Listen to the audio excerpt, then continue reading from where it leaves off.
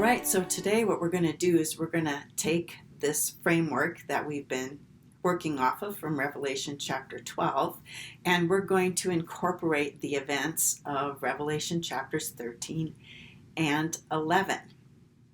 Okay, both chapters 11 and 13 have to do with the beast, okay, the guy we call the Antichrist. The beast is in both of those chapters, though most people, when they want to talk about the beast or the Antichrist, they refer primarily to Revelation 13. What happens with both of these chapters, chapter 11 and 13, is chapter 13 basically starts right here at the time that Satan is cast out and moves this direction. Chapter 11 actually starts earlier than that, but this same day, when Satan is cast out of heaven, this same day is going to show up in chapter 11 as well. And one of the most important events that's going to take place on the day that Satan is cast out of heaven, one of the principles or operating assumptions that I have, something that I've noticed over the last few years of studying Revelation, is that there are certain days or times that we're going to go back to over and over again and start from this certain day and move one direction or the other. Chapter 14 also is going to start on this day and move this direction. So basically what we're looking at is Revelation chapters 13 and chapter 11. Okay, chapter 11 is going to basically cover the things that happen over here on this side. And chapter 13 is going to basically start here and work this way. But this time period right here is going to overlap in both chapters 11 and 13. Okay, so we're going to be dealing with different aspects about the same story of the beast. We're going to be given other details, other information that we can fill in to this basic timeline here and have an idea of the actual story and how things will work out on a timeline. So a greatly overlooked verse in most Bible studies on Revelation is what may be, depending on your Bible, would be Revelation 12, the last verse, or Revelation 13, the first verse. They haven't quite decided where to put this verse. But here's what it says. And he stood on the sand of the sea. Who is standing on the sand of the sea, and why is this important? So I'm going to suggest to you that because most of Revelation chapter 12, that last half there, is talking about the war in heaven, Satan being cast out of heaven, Satan showing up on the earth, that it's most likely Satan or the dragon who is standing on the sand of the sea. And then when we read the next verse, we can see perhaps why he's standing there and be able to take those symbols that we're seeing and actually kind of come up with a story here. So I am of the opinion that it's the dragon who is standing on the sand of the sea. All right, in Revelation, the sea refers to one of two things. The sea either refers to the actual oceans or it refers to a place of the dead. So when death and Hades are no more, the sea is also no more. We're talking about a place where dead people go, because once the new heavens and the new earth are in existence, there's no need for a location for the dead to go. They'll either be on the new earth or they'll be in the lake of fire. So the sea can either be a literal sea that can be harmed, for example, when the trumpets are blown, or it's the place of the dead.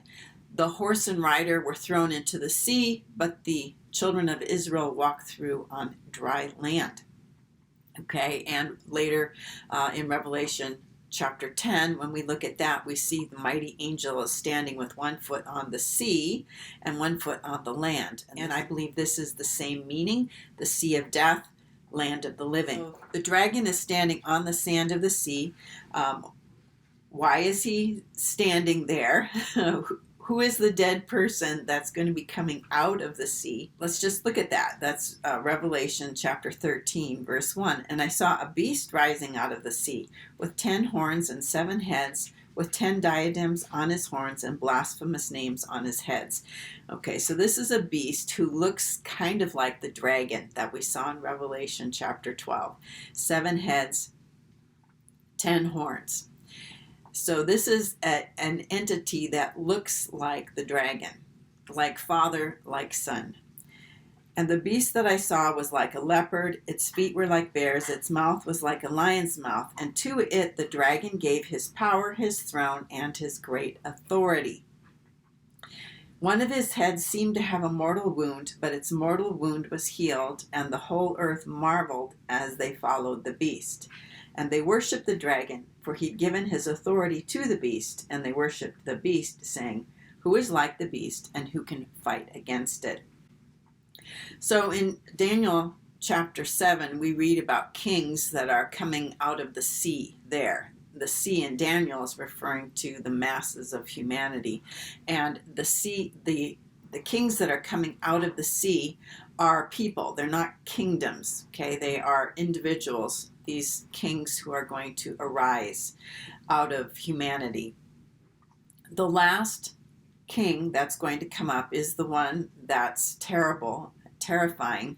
It was the culmination of all those previous beasts, plus it was even worse. And the dragon gave his power, his throne, and his great authority to this beast.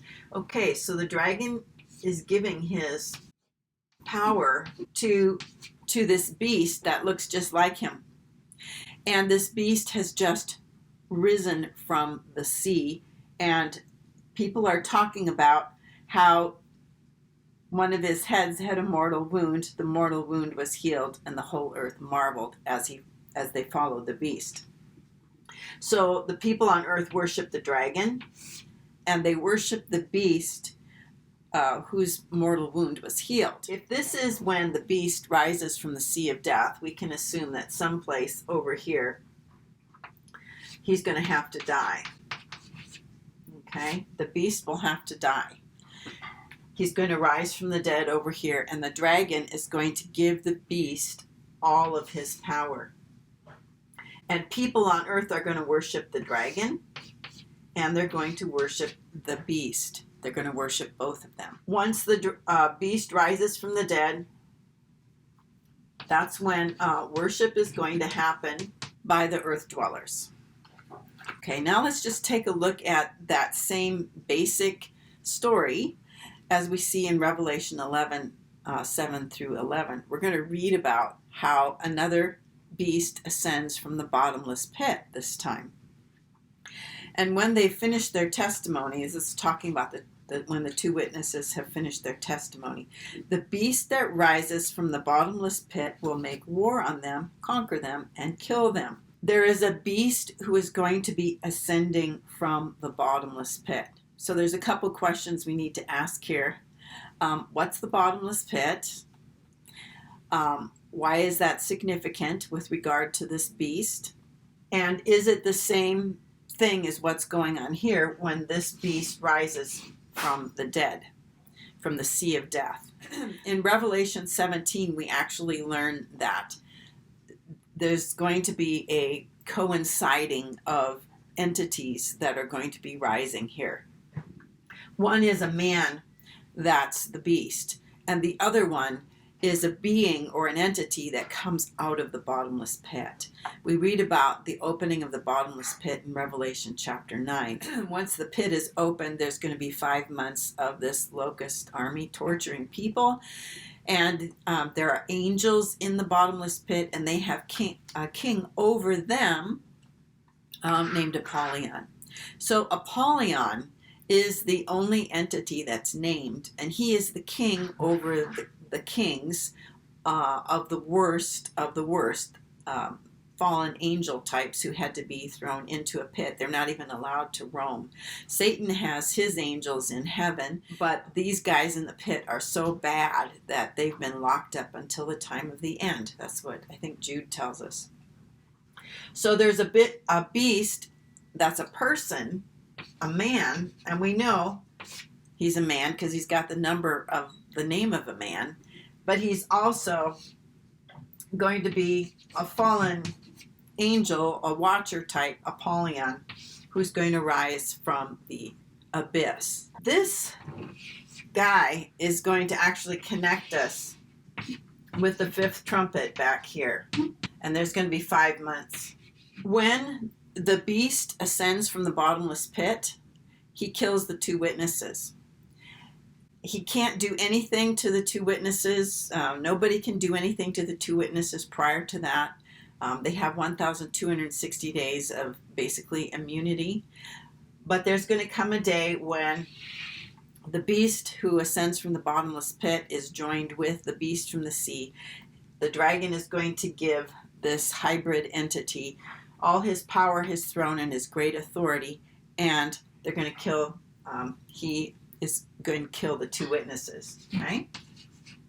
So the 2 witnesses are going to die, and their dead bodies will lie in the street of the great city that's symbolically called Sodom and Egypt, where their Lord was crucified.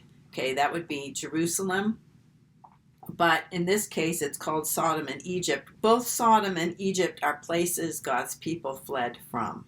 Okay, and we know that there's going to be people, God's people, fleeing over here from Jerusalem.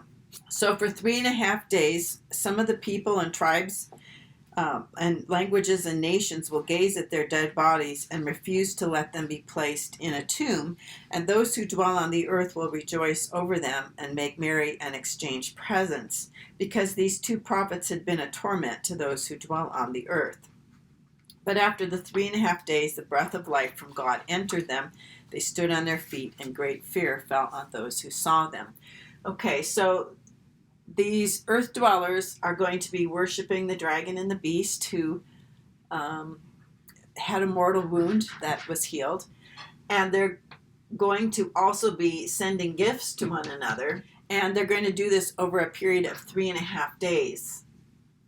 And I think that's the length of time between basically when Satan is cast out and about the time we see the woman fleeing. We're going to be able to pinpoint this much more accurately here in a minute. After 3.5 days, the breath of life from God entered them. They stood on their feet, and great fear fell on all who saw them. Okay, so if we combine the information from Revelation 11 and Revelation 13, plus what we've seen from Revelation 12, we get a timeline that looks like this. Satan is cast to the earth. Satan waits for his son to rise from the dead.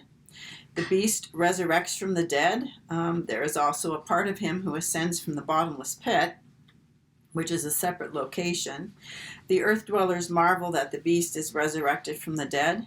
The earth dwellers worship the beast. The beast kills the 2 witnesses. The 2 witnesses lie dead for 3.5 days, during which time the earth dwellers send presents to one another. And then the witnesses resurrect 3.5 days later.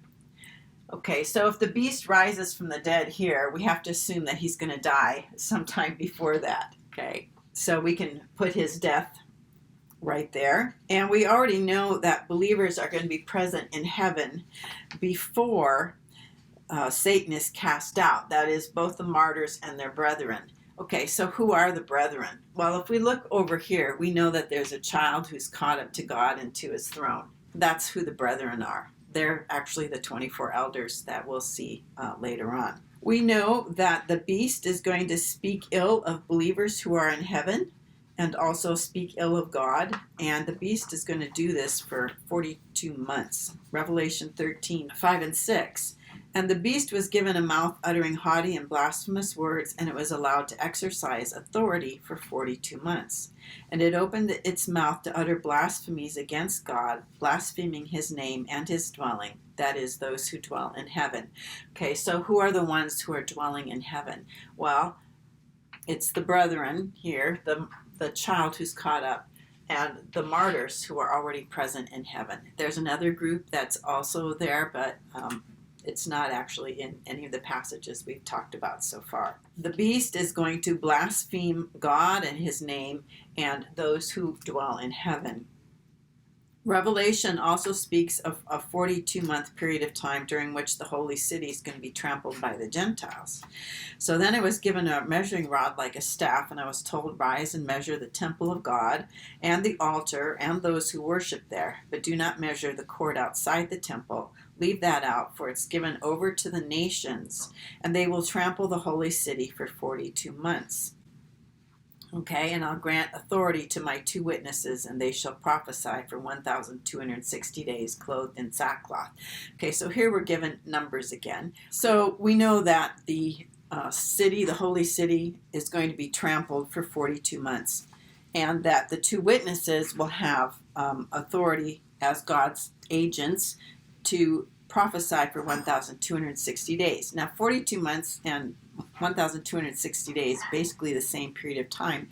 But we know that the time when the beast is going to rule is going to be over here, 42 months. But the 2 witnesses are killed over here. So this is day 1,260 right here. And that the 2 witnesses have been ministering prior to that for 1,260 days. Okay, so that's 1,260 on this side, 3.5 here, and then 42 months over there. Okay, so we know that the dragon is going to persecute the offspring of the woman. Revelation 12:17. Then the dragon became furious with the woman and went off to make war on the rest of her offspring, those who keep the commandments of God and hold to the testimony of Jesus. So these are believers that the Satan and the Antichrist person are going to make war on. And Revelation 13:7 also talks about this, that it was allowed to make war on the saints and to conquer them. The beast is going to have authority over the whole world. This is Revelation 13 verses 8 through 10, or 7 through 10. And authority was given it over every tribe and people and language and nation, and all who dwell on the earth will worship it, everyone whose name has not been written before the foundation of the world in the book of life of the Lamb who was slain. If anyone has an ear, let him hear. If anyone is to be taken captive, to captivity he goes. If anyone is to be slain with the sword he must be slain. Here is a call for the endurance and faith of the saints. So the beast is going to be given all the dragon's authority, okay, to be able to persecute God's people. And the beast that I saw was like a leopard, its feet were like a bear's, its mouth was like a lion's mouth, and to it the dragon gave his power, his throne, and great authority. Okay, so here's something I also want to clarify, is that a lot of people think that it's Satan that's indwelling the Antichrist. It's not. The dragon is his own entity, and he is going to basically make himself the equivalent of God the Father, and he has to have his son, the seed of the serpent, this hybrid entity who is both a man and indwelt by a fallen angel or a watcher. And the beast is different than the dragon, and they're both worshipped. From Revelation 11, we also know that there's going to be a temple in place before Satan is cast out of heaven. Okay, so somewhere over here, there's going to be a temple built. We also know that the 2 witnesses will have been on the scene for 1,260 days. We also know that the pit will have already been opened. That's the 5th trumpet. And this will take place at the first woe. And we know that the first woe must be over before the second woe can begin. And this place right here is when the second woe is going to take place. So this first woe has to be over. It can be over, I suppose, any time in here, but the second woe is going to be right here, as we're going to see in just a minute. So there's all kinds of connections that we can make. So if the 5th trumpet has to be opened over here, And that's before the woman flees. And we know that the woman is going to flee, and then there'll be 3.5 years. We also know then that trumpets 1 through 4 have to have already been blown too before that. The first woe is right here, and it has to be over before the second woe can begin. That's in Revelation 9, verses 11 and 12, talking about the bottomless pit. And they have as king over them the angel of the bottomless pit. His name in Hebrew is Abaddon, and in Greek he's called Apollyon. The first woe has passed. Behold, 2 woes are still to come. Okay, and there's 3 woes altogether, and they are the equivalent of the 5th, 6th, and 7th trumpets. The second woe is going to be in conjunction with the events surrounding the resurrection and ascension of the 2 witnesses in Revelation 11, verses 11 through 14. Okay, and there's something I want to tell you about this second woe that's associated with the 6th trumpet, and that is that this woe lasts for 1 hour. The 5th trumpet, first woe, lasts for 5 months. This one right here is 1 hour. Let's just take a look at the second woe, the 6th trumpet in Revelation 9, and we're going to look at verse 15. So the 4 angels who had been prepared for the hour, the day, the month, and the year were released to kill 1/3 of mankind.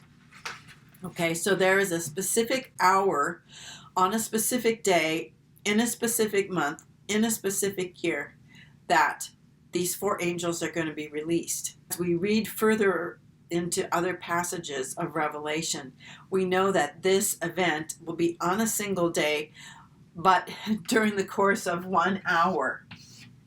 1 hour is how long that second woe will last. Okay, so let's just take a look at this. The second woe is going to be in conjunction with the events that surround the death and resurrection of the 2 witnesses. But after the 3.5 days, a breath of life from God entered them, and they stood on their feet. And great fear fell on those who saw them. And then they heard a loud voice from heaven saying to them, "Come up here." And they went up to heaven in a cloud, and their enemies watched them. Okay, after 3.5 days, we have the resurrection and ascension of the 2 witnesses. Verse 13, and at that hour there was a great earthquake, and 1/10 of the city fell. 7,000 people were killed in the earthquake, and the rest were terrified, and they gave glory to the God of heaven. The second woe has passed. Behold, the third woe is soon to come. So at that hour, okay, there was 1 hour when there was a great earthquake. Okay, the 2 witnesses have already ascended, and at that same hour, right after their ascension, there's going to be an earthquake, and the second woe will have passed. Okay, the second woe, the 6th trumpet, is recorded in Revelation 9, verses 13 through 19, and let's read this. Then the 6th angel blew his trumpet, and I heard a voice from the 4 horns of the golden altar before God, saying to the 6th angel who had the trumpet, "Release the 4 angels who are bound at the great river Euphrates." So the 4 angels who had been prepared for the hour, the day, the month, and the year were released to kill 1/3 of mankind. Okay, this is when 1/3 of man is killed. 1/3 of mankind is killed right here on the day that the 2 witnesses rise from the dead. The number of mounted troops was twice 10,000 times 10,000. I heard their number. And this is how I saw the horses in my vision, and those who rode on them. They wore breastplates the color of fire and of sapphire and sulfur, and the heads of the horses were like lions' heads, and fire and smoke and sulfur came out of their mouths. By these 3 plagues, 1/3 of mankind is killed by fire, smoke, and sulfur coming out of their mouths.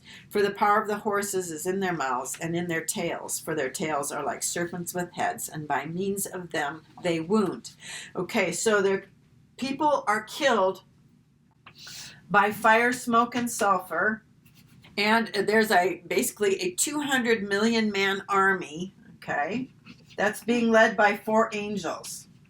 Okay, these are basically, I would think of them as generals. Okay, just an FYI here, this isn't in my notes. But Satan has already been cast out of heaven with all of his angels. The pit has already been opened with all of those watchers, the really wicked fallen angels who've already come to earth. There's only one last group of angels that are going to be released, and that's this group that is released at the sixth trumpet. Okay, 4 angels, and I believe these are also fallen angels. They've been chained, and they're going to be released. They're going to be doing all of this stuff. They're going to be the guides for the 200 million man army. That's, I think, why they're being released. And so in 1 hour, a third of mankind is going to be killed. The first 4 trumpets have already sounded, where a third of the earth has been affected. Seals 1 through 5 have already been opened. Trumpets 1 through 5 have already been blown, and the 6th trumpet. So there's already a lot of people who've died on the earth. So a third of the people who are left are going to be killed. A third of mankind is going to be killed on the day that the 2 witnesses rise from the dead. The second woe, or 6th trumpet, will be over in 1 hour on a single day. There are multiple references to this hour in the book of Revelation, and the hour is associated with the destruction of the harlot, Mystery Babylon. And I just have some excerpts for you here from Revelation 18, verses 8, 10, 17, and 19. For this reason, her plagues will come on a single day. Okay? Death, mourning, and famine, and she will be burned with fire. For mighty is the Lord God who's judged her. And they will stand far off in fear of her torment and say, Alas, alas, you great city, you mighty city Babylon, for in a single hour your judgment has come. In verse 17, for in a single hour all this wealth has been laid waste. For in a single hour she has been laid waste. And there's another passage that I didn't put in here, but it's in Revelation 17, where it talks about how God has put it into the heart of the beast and the 10 kings to destroy the harlot by fire, smoke, and sulfur. And they have this authority for 1 hour. Okay, in another place in Revelation, we're going to read about how there's a group of people who are going to be kept from the hour of trial, which comes on the whole world, to test the whole world. That, I believe, is this hour right here. That's the hour that Revelation talks about. And in the book of Revelation, all time indicators are literal. Okay, this is a literal hour. There's a silence in heaven for a literal half hour. We're talking about a real 3.5 days, a real 1,260 days, a real 5 months. They're not symbolic. All of that is going to happen, and this is a highly significant point in time here, the day the 2 witnesses rise from the dead. This is the time when the woman is going to flee into the wilderness. At this 6th trumpet here, this second woe, this incredible moment in time, the woman is going to flee into the wilderness. This begins the 42-month reign of the beast. And in Revelation chapter 13, now we're going to pick up with the false prophet who is going to be joining the beast from the sea as his sidekick to basically be his enforcer, to enforce the worship of the beast who rose from the dead, who rose from the sea of death.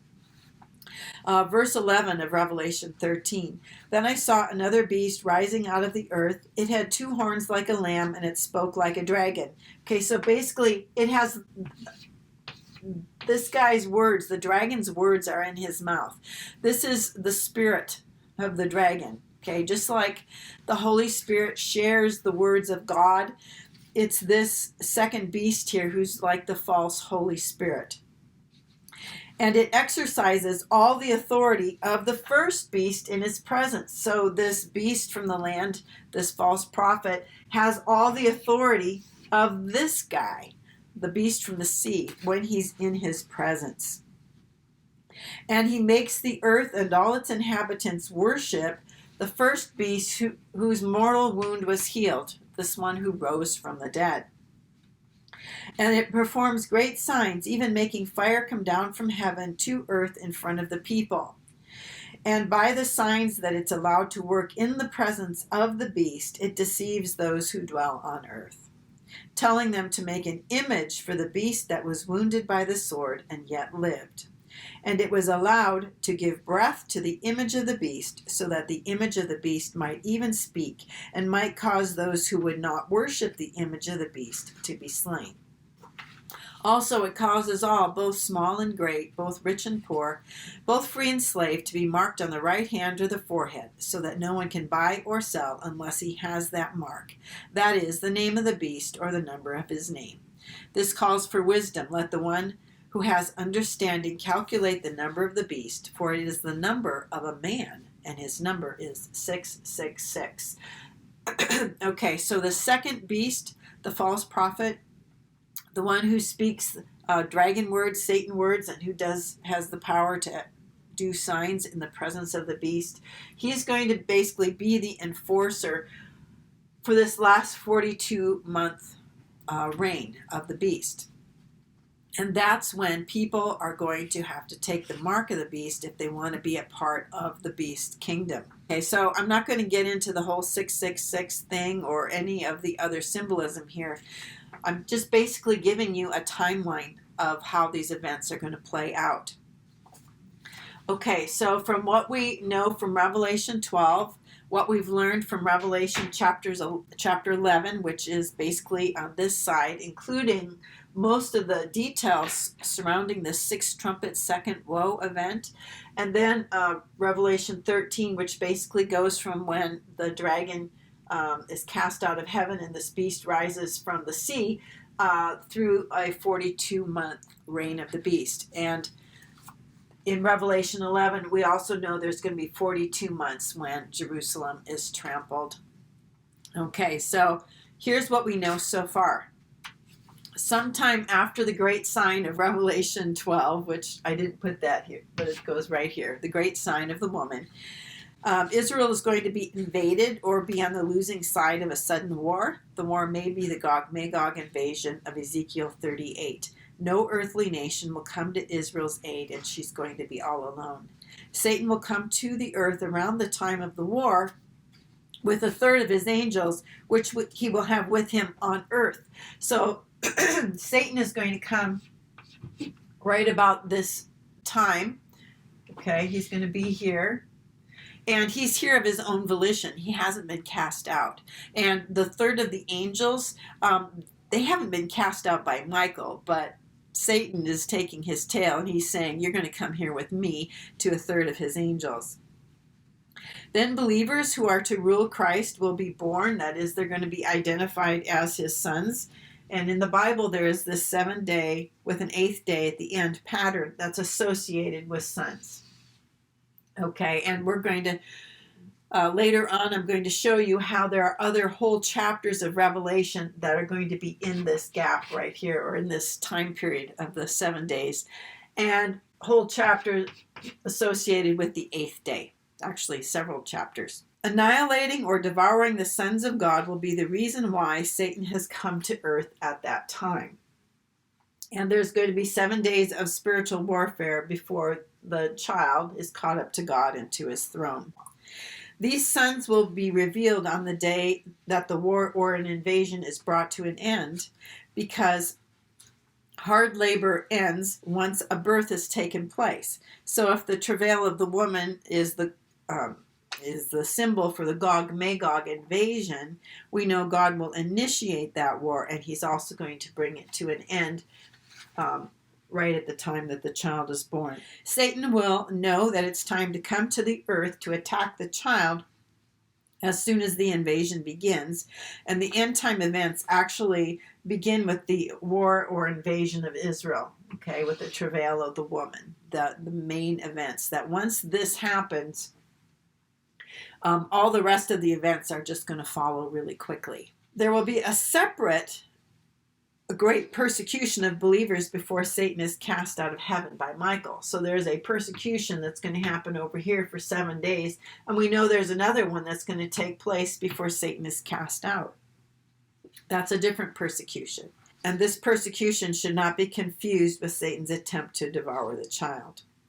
The martyred believers who are present in heaven with their brethren, that is, raptured and resurrected sons, okay, these martyred believers will have been martyred on earth while the war in heaven is taking place. Okay, so here's where the war in heaven is.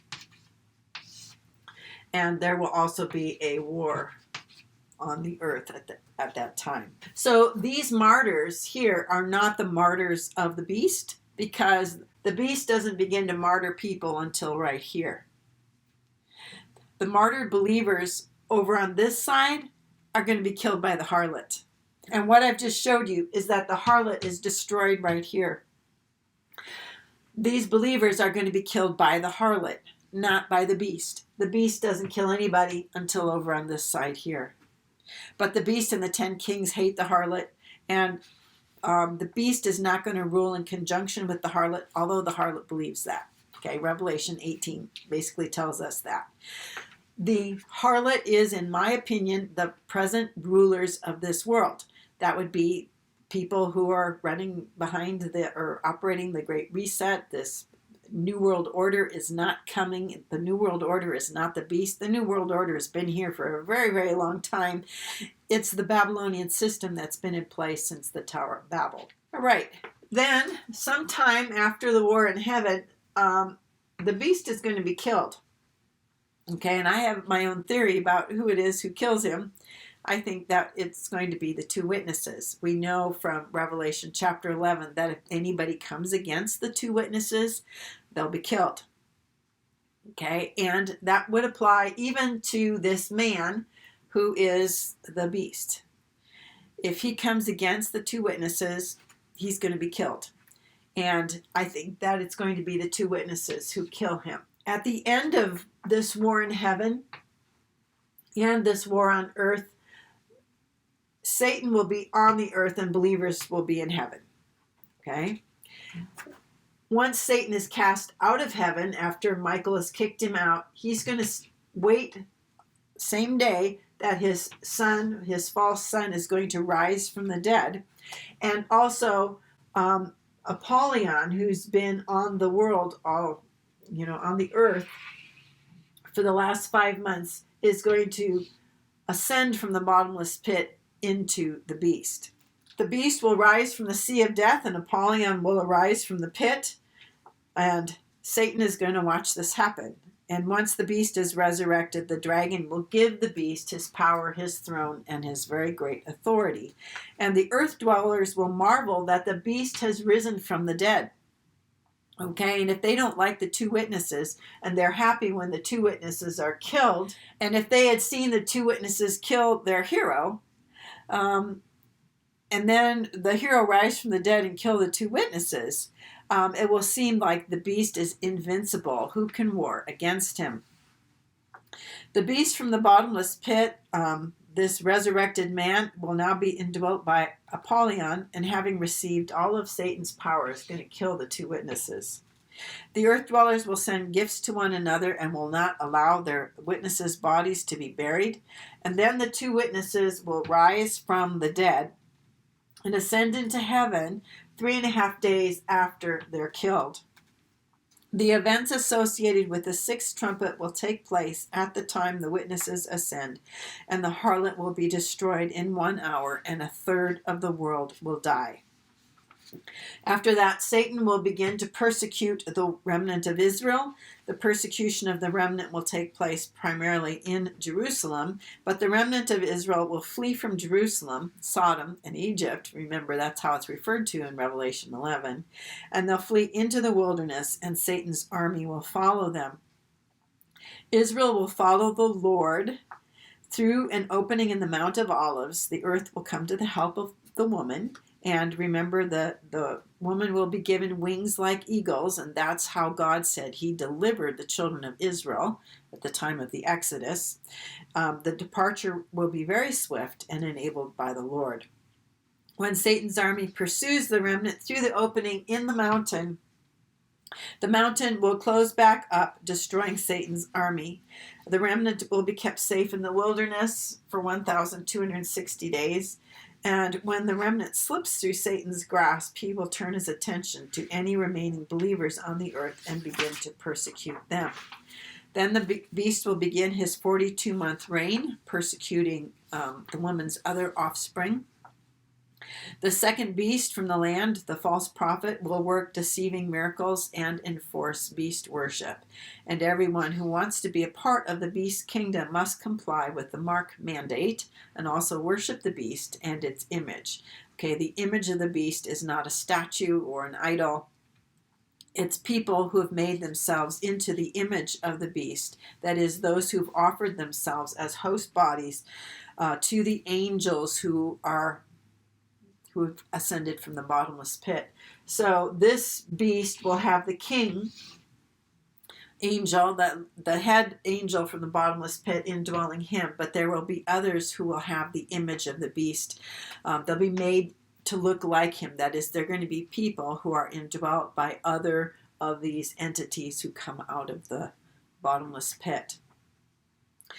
In Revelation, when we read about people not giving up the worship of idols and so on, that's a different word than this word icon, which is the word for image. Okay? Now, we also know that even after the sixth trumpet happens and a third of the earth is killed, after the harlot is destroyed, there are people who do not give up what I call harlot worship. They're still going to try to reinstate harlot stuff. Okay, they don't give up their worship of idols of gold, silver, or stone, or their murders or their sorceries. And notice sorcery is connected with the harlot. The pharmakia is connected with the harlot. They will not give that up. Okay, so the harlot is going to actually have two destructions. The first one is right here. And those who do not give up their worship of gold and silver idols and so on, they're going to be actually killed. The final destruction will be, I think it's at the seventh bowl, right around the time of Armageddon, and that's when the final destruction of the harlot will take place. Revelation 14 actually is going to start right here again, where Satan is cast out, and move forward this way again. And it's also going to talk about the hour, which is the hour that Mystery Babylon is destroyed. God has ordained an hour, a day, a month, and a year when he's going to destroy the system that's been operating on the earth since the Tower of Babel. I have a video on, it's in a single hour. All right, I hope you'll leave a comment in the comment section. And we'll see you on another video. Till then, have a blessed day.